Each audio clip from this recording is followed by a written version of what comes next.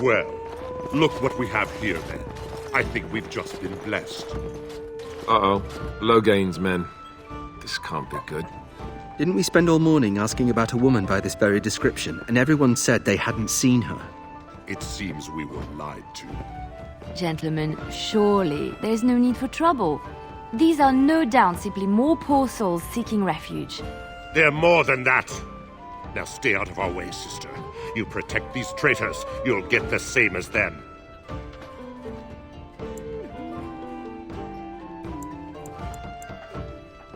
Tern Logain claims the Grey Wardens betrayed the king. Or haven't you heard? Enough talk! Take the warden into custody. Kill this sister and anyone else that gets in your way. Right, let's make this quick. All right, you've won. We surrender. Good. They've learned their lesson and we can all stop fighting now.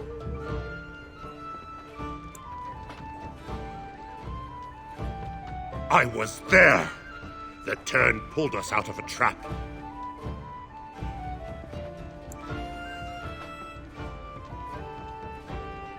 The wardens led the king to his death. The Tern could do nothing.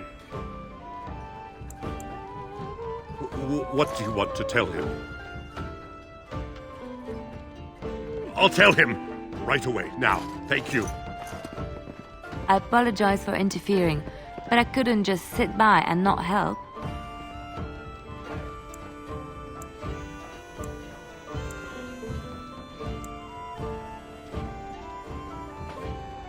I wasn't born in the Chantry, you know. Many of us had more colorful lives before we joined. Let me introduce myself. I am Leliana, one of the lay sisters of the Chantry here in Lothering. Oh, I was.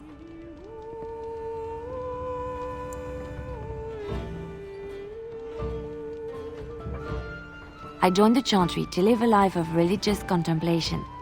But I am no priest, not even an initiate.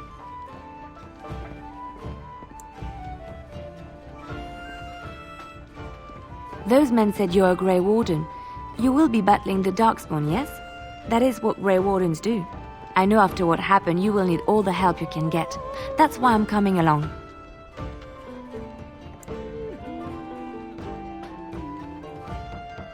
The Maker told me to.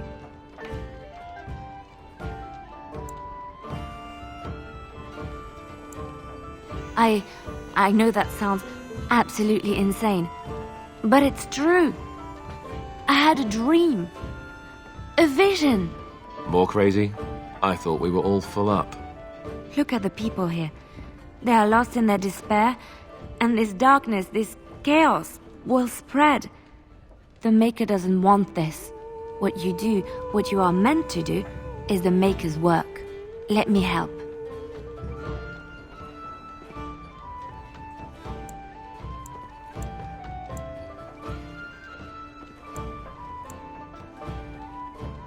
Perhaps your skull was cracked worse than Mother thought. Thank you. I appreciate being given this chance. I will not let you down. I knew this would come up sooner or later. I don't know how to explain, but I had a dream. In it, there was an impenetrable darkness. It was so dense, so real. And there was a noise, a terrible, ungodly noise. I stood on a peak and watched as the darkness consumed everything. And when the storm swallowed the last of the sun's light, I fell, and the darkness drew me in.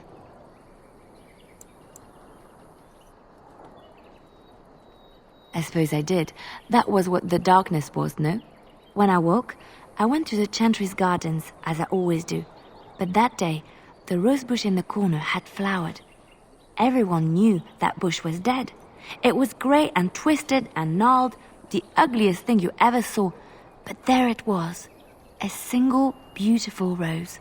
It was as though the Maker stretched out his hand to say, even in the midst of this darkness, there is hope and beauty. Have faith.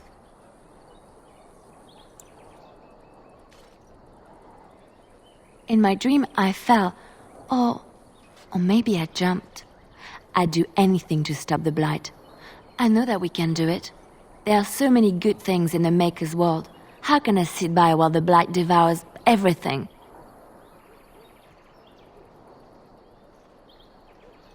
He's still here. I hear him in the wind and the waves. I feel him in the sunlight that warms my skin. I know what the Chantry says about the Maker, and what should I believe? What I feel in my heart, or what others tell me? Thank you. It's nice to find someone who agrees. I know what I know, and no one will ever make that untrue. Quiet. It was a life suited for contemplation. In the cloister, away from the fuss and the flurry of the cities, I found peace. And in that stillness, I could hear the Maker. But it was not perfect. Some of my Chantry fellows were condescending. That is the nature of religious folk, I suppose. When I talked about my beliefs, that the Maker reveals himself in the beauty of his world, they treated me with disdain. They want to believe that he's gone, so that when he turns his gaze on them, it means they are special, chosen. He cannot possibly have love for all, the sick and the weary, the beggars and the fools.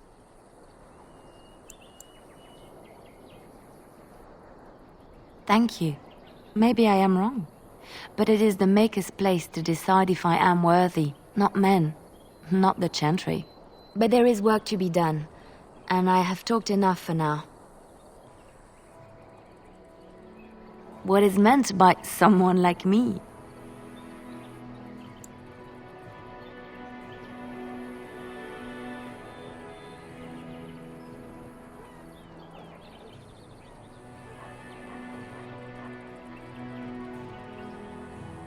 And there were no beautiful, charming women in the cloisters, you think? You would be wrong.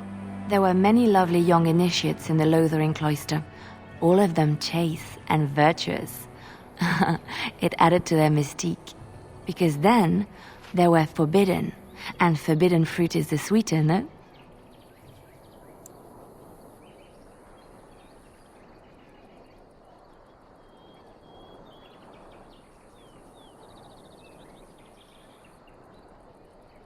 My fruit? I can't believe I'm having this conversation. But no, I did not take vows. The Chantry provides succor and safe harbor to all who seek it. I chose to stay and become affirmed. We affirm our belief in the Maker, in Andraste and the chant, but other than that, there are no vows taken. I was a traveling minstrel in Orlais. Tales and songs were my life. I performed, and they rewarded me with applause and coin. And my skill in battle? Well, you pick up different skills when you travel, yes? Yes, of course. Let's move on. Have I ever told you I really like the way you wear your hair?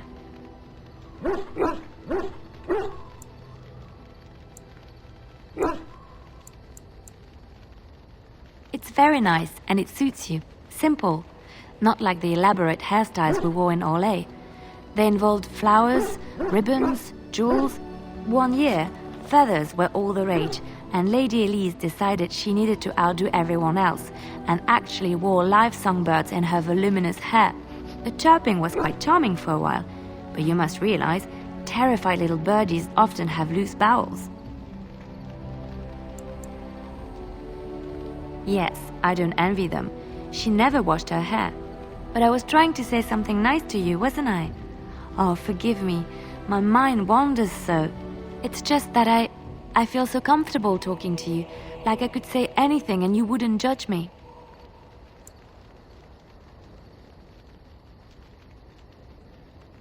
You see? This is what I mean. You're such a pleasure to talk to. I haven't felt this close to anyone in a long time. I really enjoy your company.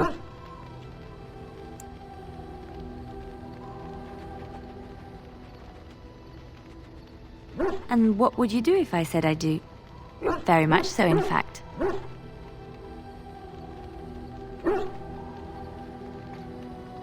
Huh? You must do that then. Perhaps later when I'm not prepared for it. Surprise me. Come then, let's get going. If I recall correctly, you have some important earth-shattering business to attend to. My mother was from Denerim, and I consider myself a Ferelden. Mother served an Orlesian noblewoman who lived here when Orlais ruled. When Orlais was defeated and the common folk began to resent the presence of any Orlesian, the lady returned to Orlais. She took my mother with her. I was born in Orlais and did not set foot in Ferelden till much later. Mother was always telling me stories of her homeland. I think she missed it. Mother died when I was very young. Lady Cecily let me stay with her. I had no one else. She was quite old then, and she had me study music and dance to entertain her. It is unfair that I have more memories of Cecily than my mother. Strangely, the only thing I really remember of Mother was her scent. She kept dried flowers in her closet amongst her clothes. Small white Ferelden wildflowers with a sweet fragrance. Mother called them Andrastis Grace. They were very rare in Orlais. But enough about that. Let us move on. Where did you hear this? And you believe everything you hear? Not all minstrels are spies.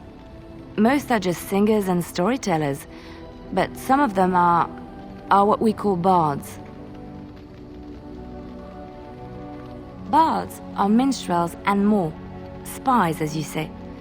Some say there is a bard order, but I don't think this is true. Many bards work alone or in small groups, doing the bidding of a patron who pays for their services.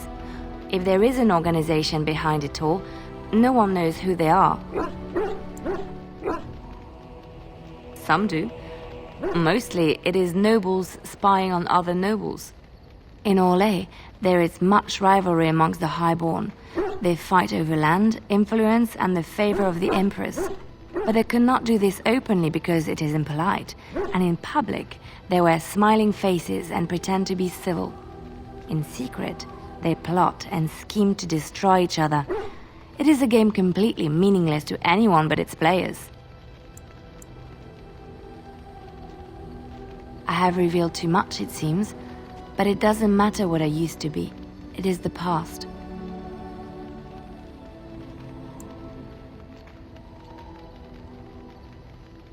The excitement of the life wears off very quickly, I'm afraid. I found myself in Ferelden and sheltered from bad weather in the Chantry, and when the storm passed, I just did not want to leave. I like to say the Maker brought me here. I lied to you, you know, about why I left Orlais.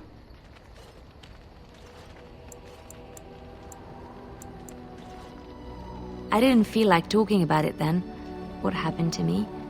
Maybe it will affect us, maybe not, but you should know. I came to Ferelden and the Chantry because I was being hunted in Orlais.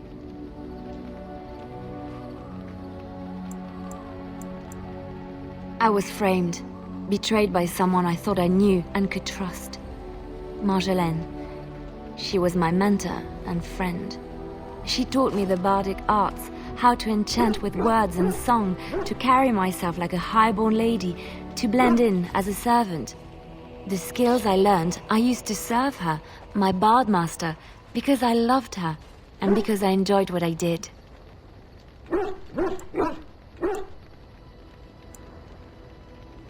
She claimed to have retired. She married a noble and inherited his wealth when he died. To many, she was just a rich widow. I thought I knew her. My devotion to her blinded me to her less than noble attributes. You can say it was my fault. There was a man I was sent to kill. I was to bring Marjolaine everything he carried. I don't know who this man was. She gave me a name and a description, and I hunted him down. I found documents on his body, sealed documents.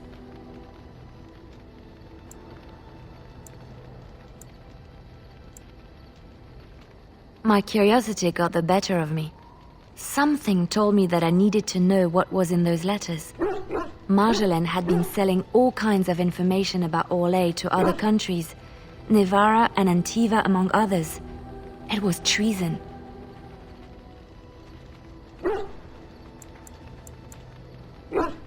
My life as bard taught me that my loyalties should be kept fluid. My concern was not that she was a traitor, but that her life would be in danger if she was caught. Orlais has been at war with so many countries. It takes a harsh view of such things, as I later discovered.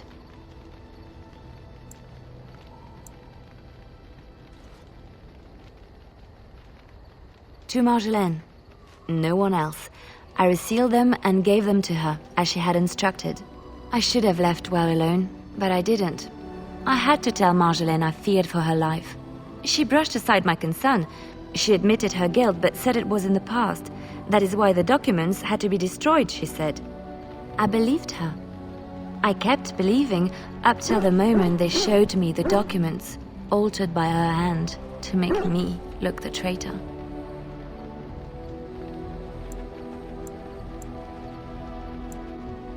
Yes, the Orlesian guards. They captured me. Did terrible things to make me confess and reveal my conspirators. It was a traitor's punishment I endured. And at the end of it, all that awaited me was eternity in an unmarked grave.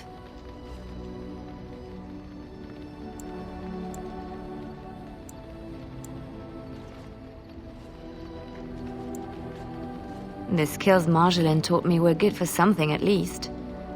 I broke free when I saw the opportunity. I did not seek Marjolaine out. If she thought I was coming for her, she would have me caught again.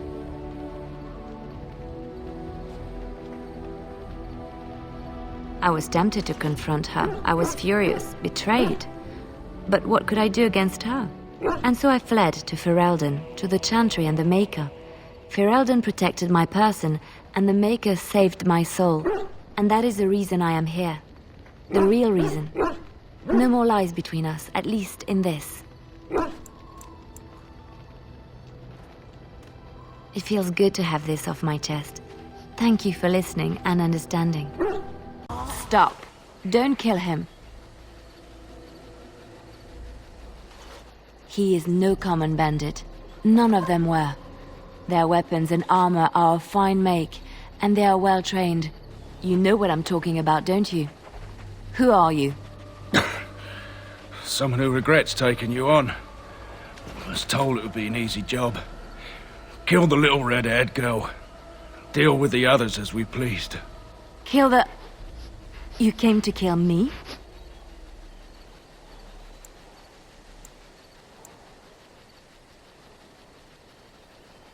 It could. You may be right. Who sent you? Why am I wanted dead? I don't pay to ask why someone wants someone else dead. I just need to know what to do and where to get my money. Ha! Money. I'll be lucky to get away with my life, it seems. Maybe we could work something out. You like the idea? Speak quickly. I've no real quarrel with you. Wasn't me that wanted you dead. But I know how you can find the one who does.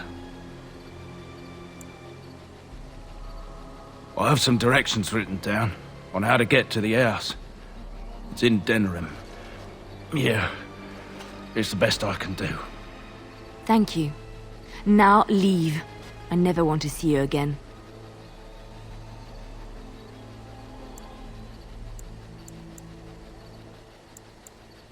Don't worry. I'll not trouble you no more. It's Marjolaine. It has to be. Maybe someone saw me. Maybe she's finally found me and wants to finish what she started.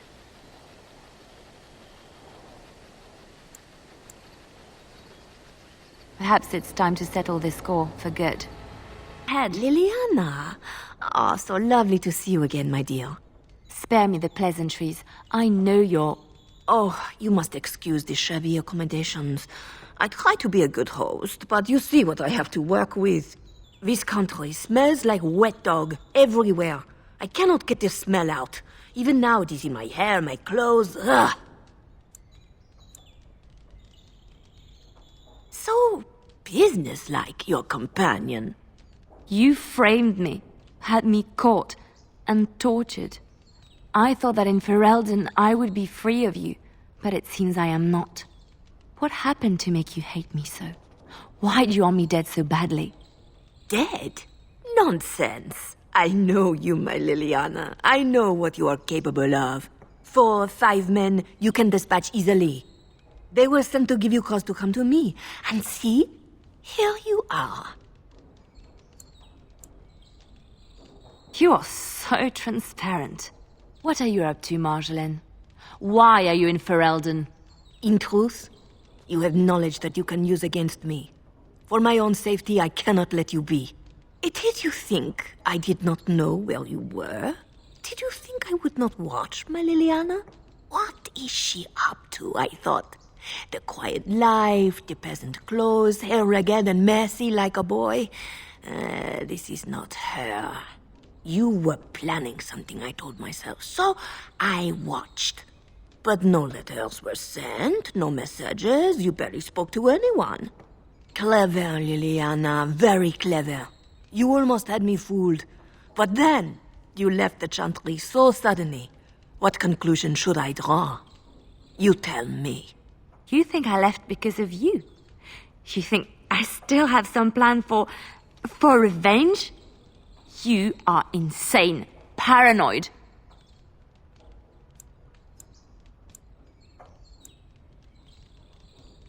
Oh, is that what you think? If I were you, I would believe nothing she says. Not a one. She will use you. You look at her and you see a simple girl, a friend, trusting and warm. It is an act. I am not you, Marjolaine. I left because I didn't want to become you. Oh, but you are me. You cannot escape it. No one will understand you the way I do, because we are one and the same. Do you know why you were a master manipulator, Leliana? It is because you enjoyed the game. You reveled in the power it gave you. You cannot change or deny this.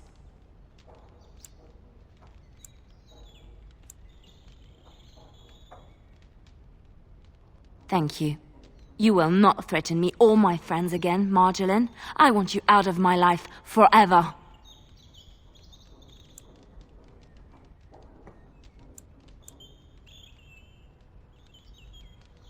You've caused too much pain for too many, Marjolaine. It ends here.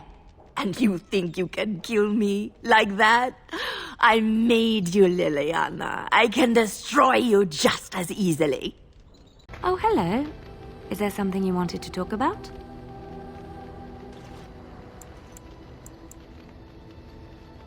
It's nothing. I'm fine. I'm just thinking.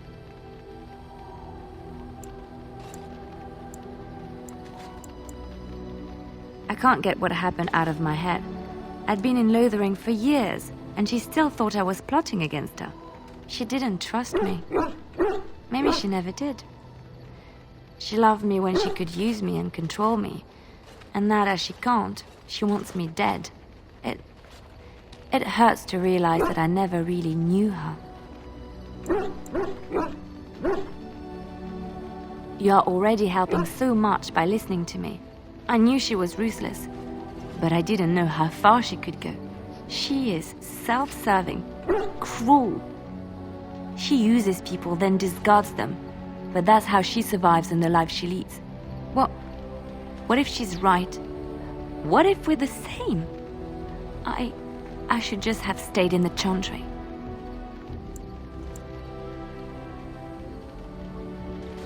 You don't understand. I forgot my life as a bard while I was in the cloister. I felt safe. I didn't have to watch my back all the time. That's what made Marjolaine the person she is, don't you see? It ruined her. It will ruin me too. It's already happened. When we killed her, I enjoyed it. Seeing her dead gave me satisfaction.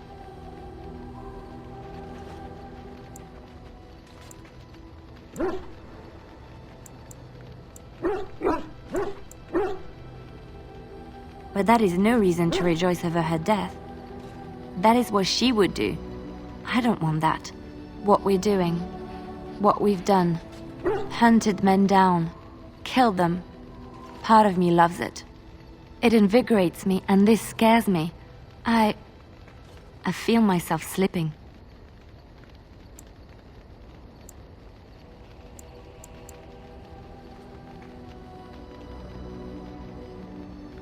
I admit that I took great pleasure in the intrigue back in Orlais. It was dangerous and chaotic and exciting, but it destroyed my life. I thought the Chantry showed me another path. I thought I was done with this life. Am I wrong?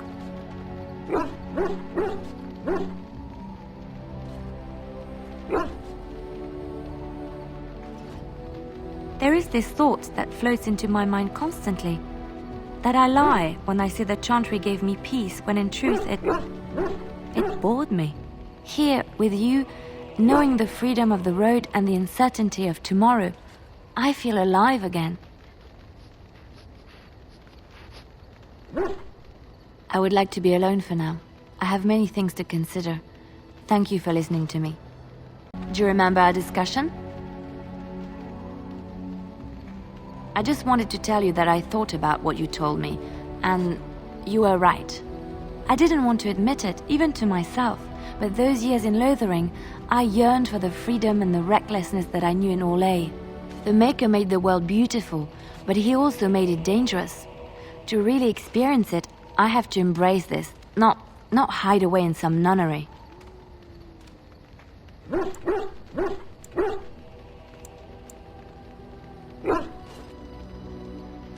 Sometimes, it takes another to show us the truths we hide from ourselves.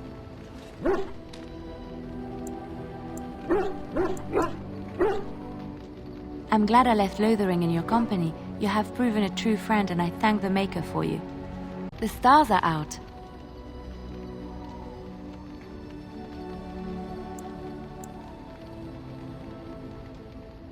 It comforts me to know that the stars will remain untouched by the blight.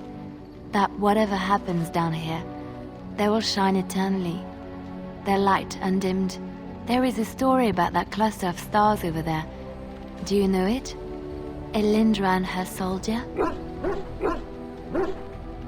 A long time ago, there lived a fair maiden called Elindra. She had many suitors, but spurned them all, for she did not love them. One day, Elindra was sitting by her window in her father's castle, singing and dreaming, when her lovely voice caught the attention of a young soldier. Entranced by her song, the soldier drew near to Elindra's window. As their eyes met, he fell in love with her, and she with him. When Elindra told her father about the man she had chosen, he was furious, for Elindra was high-born, but her love nothing more than a common soldier. To keep them apart, he had Elindra imprisoned in the highest tower of his castle, and sent her soldier to the wars. Alas, not a month had passed before news of the soldier's death reached Elindra. Alone in her tower, Elindra wept for her love, and beseeched the gods to deliver her from this cruel world. So earnest was her plea that the gods themselves were moved. They gathered Elindra into their arms and lifted her high into the heavens, where she became a star. The gods also raised up the soul of Elindra's soldier love, and there he dwells, across the horizon from her. The band of stars between them is a river of Elindra's tears, cried for her lost love. They say that when Elindra has cried enough, she will be able to cross the river to be reunited with her soldier.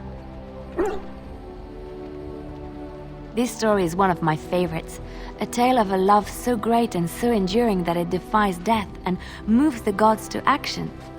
Sometimes I ask myself, does such a love exist? Can it exist?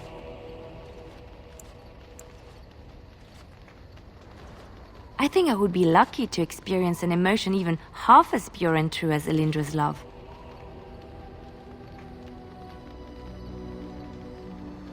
The world gets lonely too quickly if there is no one to share it with. I enjoy the nights at camp. The night always seems more peaceful to me, safer. I feel the night grants us a reprieve from the troubles of the day. Silly, isn't it? The darkspawn never sleep, and they lurk in the shadows. I enjoy those nights when we stand guard together, talking to pass the time in those small hours. Well, I talk and you listen mostly. Sometimes I succumb and fall asleep, and wake to find you still watchful. And I know you're watching out for me. What I'm trying to say is that I trust you. I'm comfortable around you. I know you'll be there when I need you. You are our leader and my friend, and sometimes I think that maybe we could be more than that. Maker, look at me stumbling over my words like an ill-educated peasant girl. Some bard I am.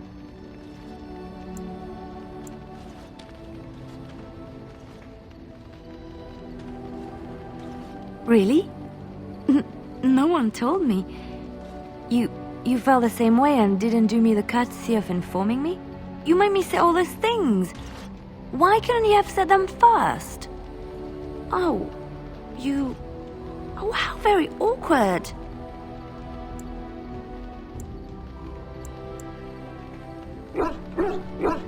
Why am I being such a baby about this? I must be a sight spilling my guts.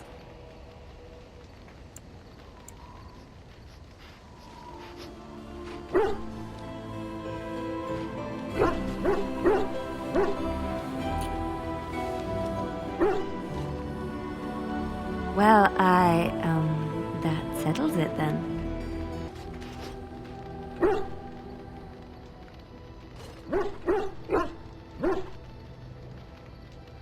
Yes, a little better. Time heals all wounds, so they say.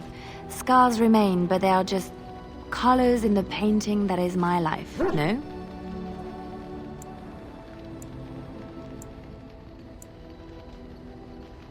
I wish things had happened differently, but knowing her and knowing me, I don't think it could have. We had good times though, and I look back on those fondly. Whatever happened after will never change the truth of the past.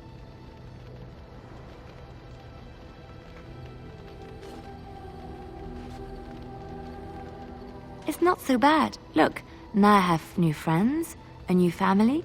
In spite of it all, life is good.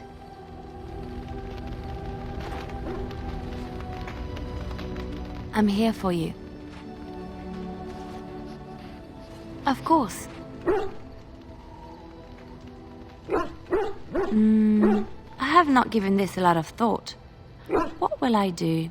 We've traveled far and wide. Does it need to end? There's so much out there. Adventures to be had and stories to be told. I want to be part of it all. I might need some company. And you're not too irritating. You're welcome to come along if you like.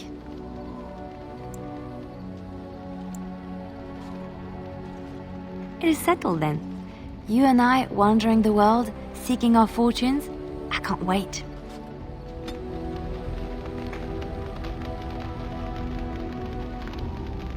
I'm here for you. Of course.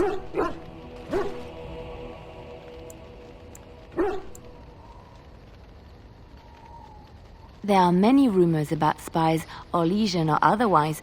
What are you referring to exactly?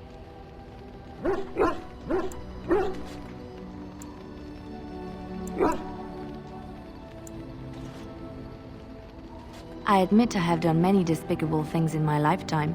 I do what I have to do. So do you. So does everybody. Sometimes we must do terrible things to get what we want. If it is any consolation, I always try to use non-violent means to achieve my ends. Some bards rely on torture to get what they want. It works effectively, as many will bend under the threat of bodily harm. But there are better ways, more subtle and kind. You will be surprised how easily a person will open up to you, even if all you offer is a listening ear. People respond eagerly to others who they believe understand them.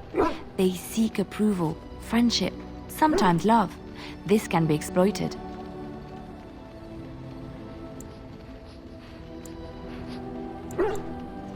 It is a game, one that can be won with little bloodshed if one plays well.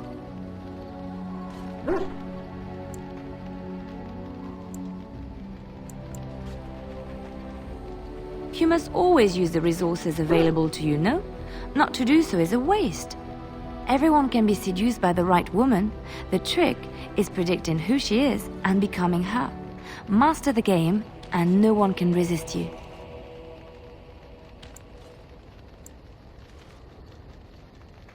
Well, it doesn't, really. I see your point. We will slay this darkspawn using conventional means, pointy sticks and all that. But come, it is getting late, and there is much to be done. It has been some time since I left Lothering. When I stepped out of the cloister, I had no idea where my path would lead. I walked where the Maker led me, and he has rewarded me for my faith. I found you.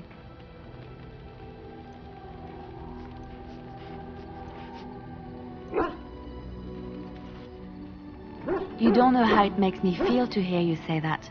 But now it's getting late. I think I might turn in early. I can't help thinking about how soft and warm my bedroll is. You're welcome to join me, of course. The Maker says we must share our blessings.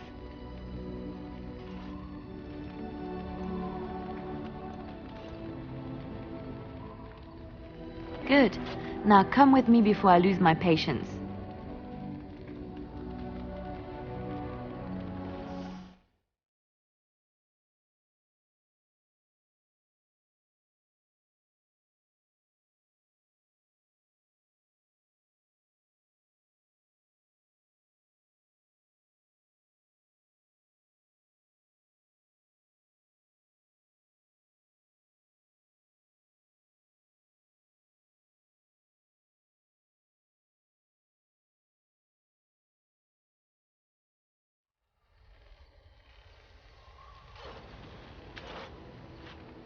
Hello.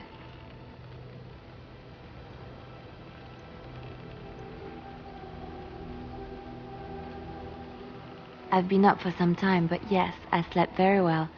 I've just been watching you sleep. Did you know your eyelids flutter when you dream?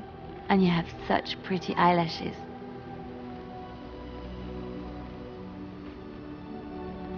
So I hear.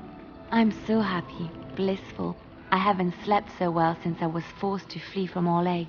Knowing you will be the first thing I see when I wake gives me no small amount of comfort. I feel safe in your arms. Safe, loved and accepted. This is where I belong. Thank you. I suppose I should get up. We have a long day ahead of us. Come on. Darkspawn await with bated breath for you to put them out of their misery. What are you... Oh, I see. I suppose the Darkspawn will just have to wait a bit longer. So this is it? This is the end? We've come so far. It's strange knowing that all our fates will be decided in a matter of hours. We stand on the precipice before the greatest battle of our age. I wonder if the heroes of old ever felt like this.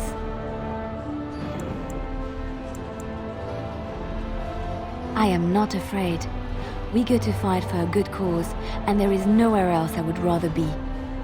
You are my dearest friend and my love. You lit my path through darkness, and I will stand with you to whatever end. This day, we will forge a legend of our own. So here we are. The conquering heroine has won the day, and now she takes her bow and exits the stage. A fine ending.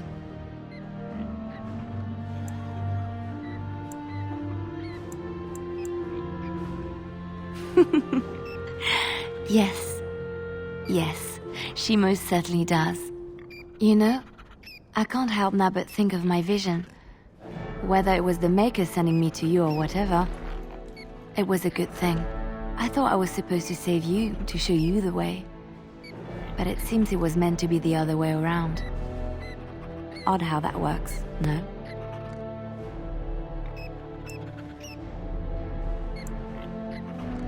Flatterer. So, if I heard right, you'll be leaving soon. Any room for an extra body on your travels?